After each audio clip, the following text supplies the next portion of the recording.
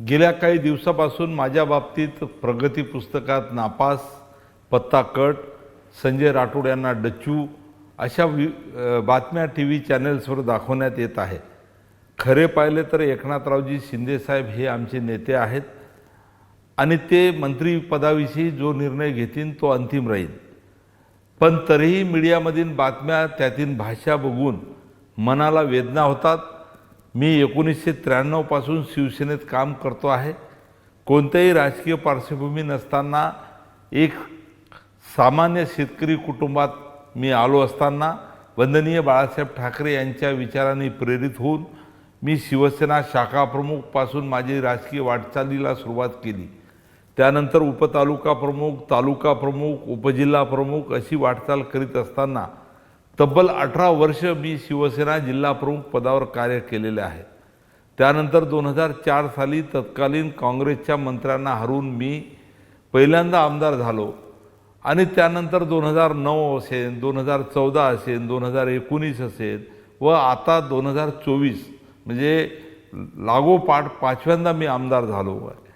प्रत्येक निवडणुकीत माझी मतं वाढलेली आहेत आणि नुकत्याच झालेल्या निवडणुकीत सुद्धा मला 1,44,000 मतं मिळालेली आहेत, जी यवतमाळ जिल्ह्यात सर्वात जास्त आहे। 2014 साली मला महसूल राज्यमंत्री, 2019ला वनमंत्री, 2022ला अन्न औषध प्रशासन मंत्री व 2023ला मृद व जलसंधारण मंत्री म्हणून मी काम केलेलं आहे। मतदारसंघात व जिल्ह्यात शेकडो कोटीचे विकासात्मक प्रकल्पासाठी मी निधी खेचून आणलेला आहे।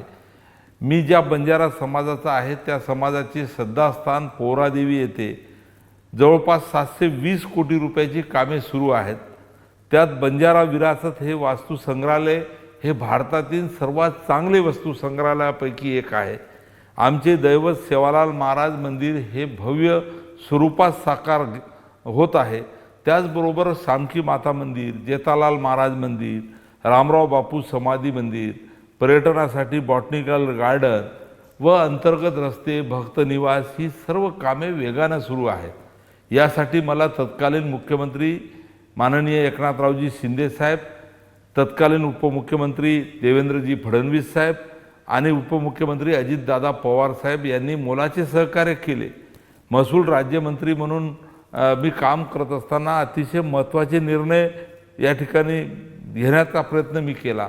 वनमंत्री म्हणून महत्त्वाचे निर्णय घेतले, नवीन निर्णयाच्या माध्यमातून या ठिकाणी चांगलं काम केलं। अन्न औषध प्रशासन मंत्री म्हणून सुद्धा महत्त्वाचे निर्णय मी घेतले।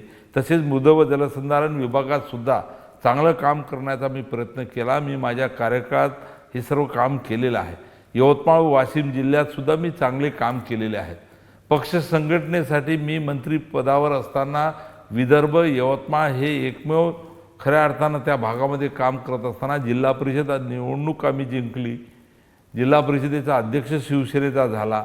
जिल्ह्यातील 16 पैकी 6 पंचायत समिती शिवसेनेकडे सभापती म्हणून होत्या। 6 नगरपंचायत पैकी 3 नगराध्यक्ष व जिल्ह्यातील 10 नगरपालिकापैकी जवळपास 5 नगराध्यक्ष शिवसेनेचे झाले होते। या काळामध्ये झालेल्या विधान परिषद निवडणुकीत सुद्धा दोन्ही वेळा शिवसेना तिथे जिंकली। 2दा विधान परिषदेचा आमदार आम्ही शिवसेनेचा निवडून आणलं। लोकसभा निवडणुकीत सुद्धा 2014-2019ला शिवसेना जिंकली। 2024ला उमेदवारी काही कारणाने उशिरा घोषित झाल्यामुळे वेळ थोडा कमी मिळाला व आम्ही यशस्वी होऊ शकलो नाही, परंतु तरी 5 लाखाच्या वर मते आम्हाला मिळाली।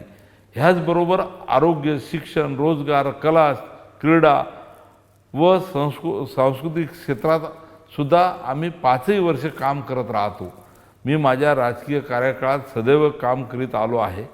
माझी खऱ्या अर्थानं जनता दरबार म्हणजे समाधान शिबिर विषयी लोक आपल्याला सांगतील की मी अनेकदा पहिल्या दिवशी सकाळपासून दुसऱ्या दिवशी पहाटेपर्यंत शेवटचा माणसाचं समाधान झाल्याशिवाय उठलो नाही। मी आपल्याकडे हे यासाठी सांगतो आहे की मीडियामध्ये ज्याप्रमाणे प्रगती पुस्तकात मी नापास ह्या बातम्या दाखवत आहे ती बाब मनाला लागते आहे। मी नापास असूच शकत नाही, कारण मी निरंतर जनतेसाठी काम करीत आलो आहे। मंत्रिपदावर काम करताना देखील आठवड्यातून 4 दिवस मी मतदारसंघ जिल्ह्यासाठी व जनतेसाठी दिलेले आहेत, तेव्हा माझी मीडियाला व विविध TV चॅनल्सला विनंती आहे की मी प्रगती पुस्तकात नापास अशा बातम्या आपण कृपा करून देऊ नये, कारण झोकून देऊन काम करणाऱ्याला हा शब्द जिव्हारी लागतो। माझ्यावर 2021ला एक आरोप झाला, त्या चौकशी निष्पक्ष व्हावी म्हणून मी स्वतःहून राजीनामा दिला होता।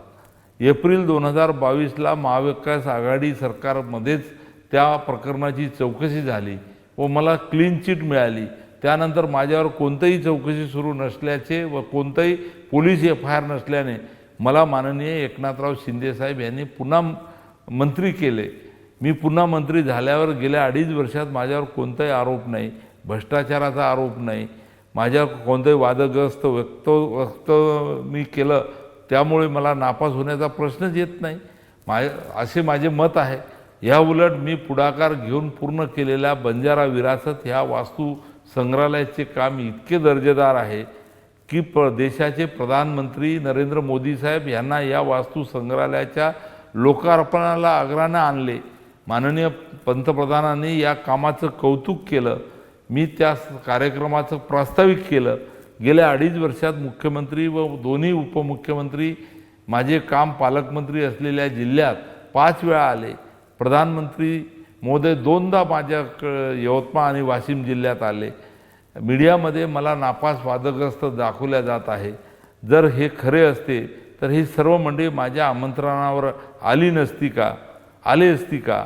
मला हे सर्व मंडळी मंचावर असताना प्रास्ताविक व भाषण करण्याची संधी मिळाली असती का? माझ्या मागण्या ह्या सर्व वरिष्ठांना पूर्ण केल्या असत्या का? बंजारा समाजाच्या प्रमुख 21 मागण्यापैकी जवळपास 14 मागण्या मी मंजूर करून घेऊ शकलो असतो का? हजारो कोटीचे कामे मी महाराष्ट्र जिल्ह्यात मतदारसंघात पूर्ण करू शकलो असतो का? मी आयोजित केलेल्या कार्यक्रमाला लाखोची गर्दी जमा झाली असती का? ह्याचा विचार मीडिया बांधवांनी व माझ्या विरोधात बातम्या पेरणाऱ्यांनी विरोधकांनी सुद्धा करावा।